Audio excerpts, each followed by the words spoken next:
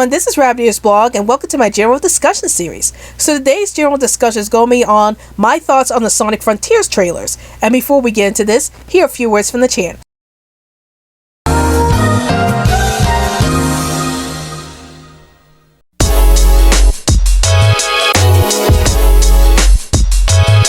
Alright everybody, it's time to get on the social media train. Want to chat with me in 100 words or less? Then check out my Twitter account. Want to talk about movies, TV shows, and video games within the group?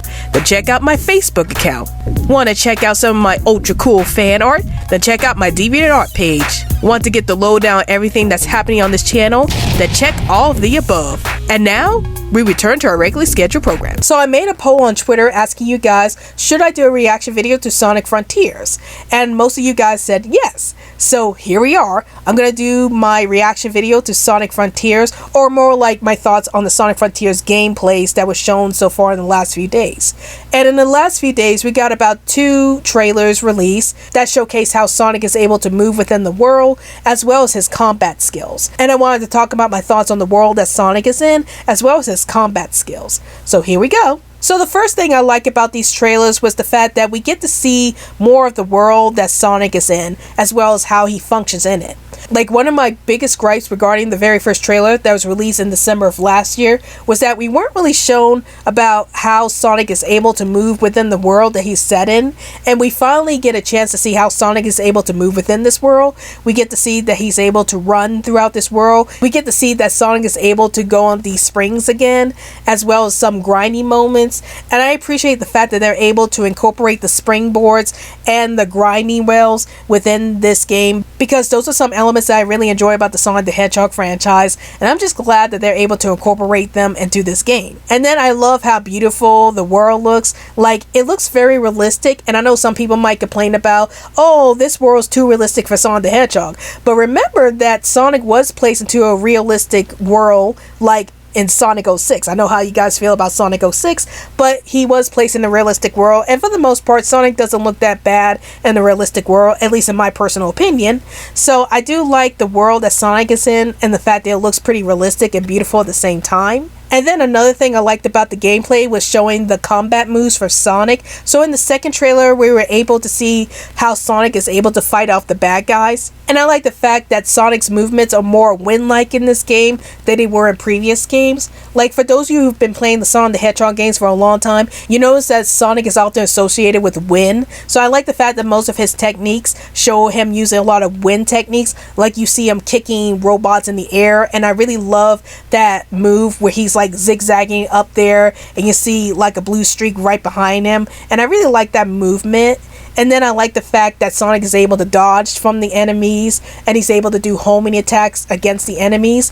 And even though it seems like in this game it takes a lot more to hit the enemies than it does in previous games, like in most previous Sonic the Hedgehog games, you just hit a badnik or something and they automatically die. But with this game, it's like you have to hit them multiple times. So I do think that's a very interesting way to have Sonic hit his enemies, instead of like hitting his enemies like one time and then they're automatically destroyed. But here it's like you have to hit them multiple times before they're destroyed for good. So I do like that aspect to this gameplay.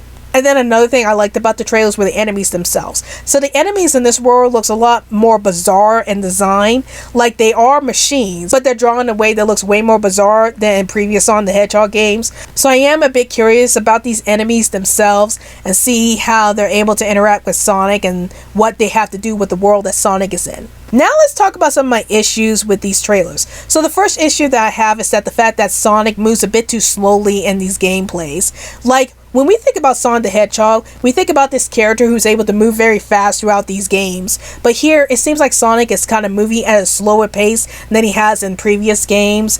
And that kind of threw me off a bit, because I'm like, you know, I was thinking that Sonic is going to move much faster in an open world setting. Like, I do understand with some open world games, you do have the characters move at a slow pace, so that way they can explore the world that they're in. And I think that's what they're going for with this game in regards to Sonic. Like, they have him moving a bit slow, because they want the gamer to experience the open world setting. But it does throw me off because Sonic is usually very fast, and here he's moving very slow. But I'm thinking there's a lot more to that, and I'll get into that a little later. And then the second issue that I have with this gameplay is that some of Sonic's movements look a bit janky. like they kind of look a bit clunky at some points, and it has a setup where Sonic kind of goes off screen a bit, or he's like zipping around and you can't really see Sonic's form whenever he's zipping around with his combat abilities, and that threw me off a bit. And I'm guessing they're using the Sonic Forces model with this. Now, when I first heard about a lot of people complaining about the Sonic Forces model, I was thinking to myself, oh, you guys hated the way that Sonic looked in the Sonic Forces model, like he has shorter quills instead of longer quills. And for me personally, I don't really care about how Sonic looks. Like, I don't care if he has long quills or short quills, as long as he looks like Sonic. That's all that matters to me. But then people started talking about how clunky Sonic's movements were in the Sonic Forces model, and we get to see that a bit in this gameplay. Like, Sonic moves in a very clunky way, and I'm starting to realize what people were trying to say when they were saying that they didn't like the Sonic Forces model. They were talking about how Sonic moves in a very clunky way in that model. And again, we get to see it a bit here in this gameplay. Now, granted, the way Sonic moves in this game is a little better than Sonic Forces, but the clunkiness is still there. So if the game is messy, like if there's more clunkiness with the characters' movements and stuff like that, is it possible for SEGA to delay this game to fix some of the clunkiness and the mechanics? And I have to honestly say that it's hard to tell at this point if Sonic Frontiers should be delayed or not, if there are any messy mistakes regarding the gameplay. Because we still haven't seen a lot of this game. Like, we still don't know what the story is all about. That's another big issue I have with these recent trailers, is that we don't know what the story is all about. Why is Sonic in this universe? What's going on that got him there? We still don't know any of those details. But the positive thing about the story is that Ian Flynn will be writing it. So for those of you who don't know who Ian Flynn is, he was actually a comic book writer for the Sonic the Hedgehog comic books, and he's been writing the comic book series since the Archie Comics days. And when the Archie Sonic the Hedgehog comic books got canceled, he ended up becoming one of the main writers for the IDW series, and he's still writing for the IDW series to this very day. But I really enjoy Ian Flynn's stories in the comics, so I'm really hopeful that the story is going to be good here because Ian Flynn is on it. But I just want to know what the story is all about. Why is Sonic in this world? What is going on in this world? I just want to know. And the trailers haven't really showed us what the story is all about yet. And then I do wonder if SEGA is able to delay the game, or they're able to work out these mistakes within the time frame. Like, I think this game won't be released until December or something like that.